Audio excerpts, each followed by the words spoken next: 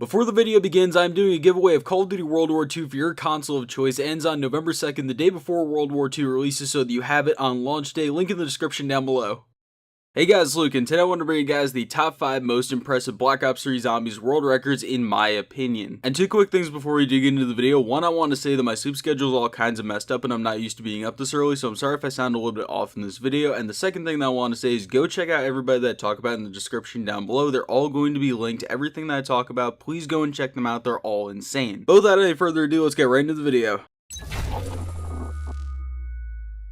So starting off the list at our number 5, we have Der Eisendrache 4-player Easter egg speedrun by TNegrao, Mashmano, Smid, and JK in 30 minutes and 57 seconds. Right now this is a really hot leaderboard because this team and another one have been going back and forth on the world record for quite a while now. Currently the second place team sits only 1 second behind, and that's pretty crazy considering that this isn't a 10-minute record and there's some RNG involved in this run. I've actually tried to get this world record before, and with a really good team we were able to get a 36-minute run, and we felt like that was super fast and we couldn't improve on it very much. Our game still would have been in the top 5 at the time that we did it, but the fact that they were able to shave off an extra 5 minutes from our time blows me away. And if you think that that's not that hard, then go and try it for yourself. It actually is. Now up next to our number 4 spot, we have Origins Round 201 by Mark van Leerdam. Now there's 2 reasons that this one made the list. One, because I like Mark and I like giving him shoutouts at every opportunity that I can. He breaks the typical world record thing of being good at the game but being ungodly boring as a person to sit there and watch stream. And number 2 is because this is the first Origins 200 plus ever, and quite a lot of people have gone for this record but no one's been able to beat it. And now that I'm actually looking back at this record, no one else has even gotten a 200. The second place is actually around 197, so for there to be that big of a gap on as popular a map as Origins is actually pretty nuts. If you want to see all the stats from his game, I'll put a link in the description down below that gives you all the info that you could ever ask for about it. Anyway, go sub to Mark because he should be live streaming some Origins right now. He's trying to break his 201. Just go and check him out, please.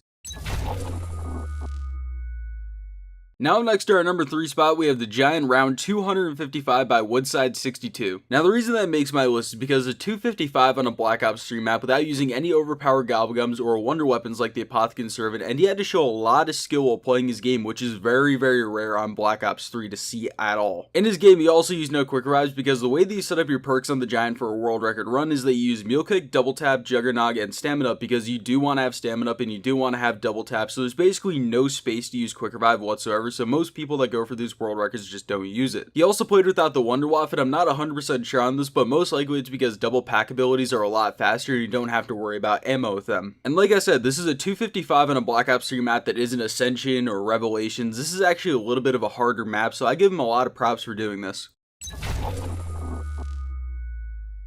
Now sliding into our number 2 spot, we have Der Eisendrache No Jug Round 210 by Genesis. By the way, Jen, I know that you're subbed to me, and if you see this video, I finally put you on a list, so here you go. Anyway, at the time that this game was played, this was the second ever 200 plus no jug in Zombies history, and he beat out Choco Lui's original game of round 203. By the way, Choco Lui's video on that game has over 1 million views, which is crazy considering he only has 20,000 subs and he posted it when he was closer to 5k. Anyway, back to Jen's game. It lasted somewhere over about 60 hours, and he didn't die or reset. His PS4 turned off and then updated, which is a massive rip, and to be honest, if that happened to me, I would have either been relieved that the game was over or I would have thrown my PS4 out the window. There is no in between ground there. It is one of the two. And some people might be saying, oh, it's Der Eisendrache, you have the bows and you have the Ragnaroks, this isn't really all that hard. Well, if you want to go and try to beat it for yourself, please go do. I would actually highly recommend trying to go and beat it for yourself. You're probably not going to be able to do it. You'll maybe get to round 50, 60, and then you'll die, you'll give up, and you'll say, oh, this is stupid, I'm not going to let him give me a 1-up, I'm just going to go and dislike his video.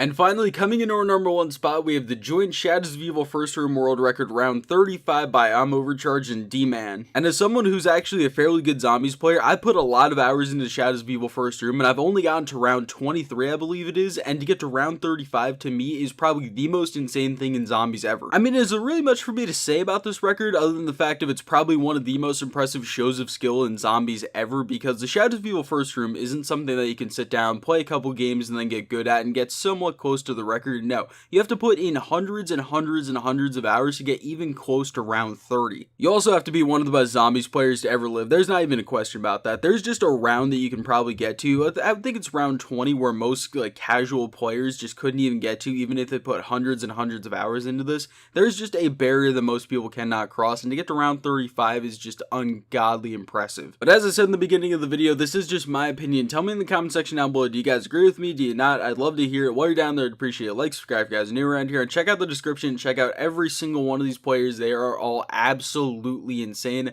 I would seriously recommend going and checking them out. Go and tell them I sent you. Anyway, I do love you guys, and I'll see you in the next video. Peace.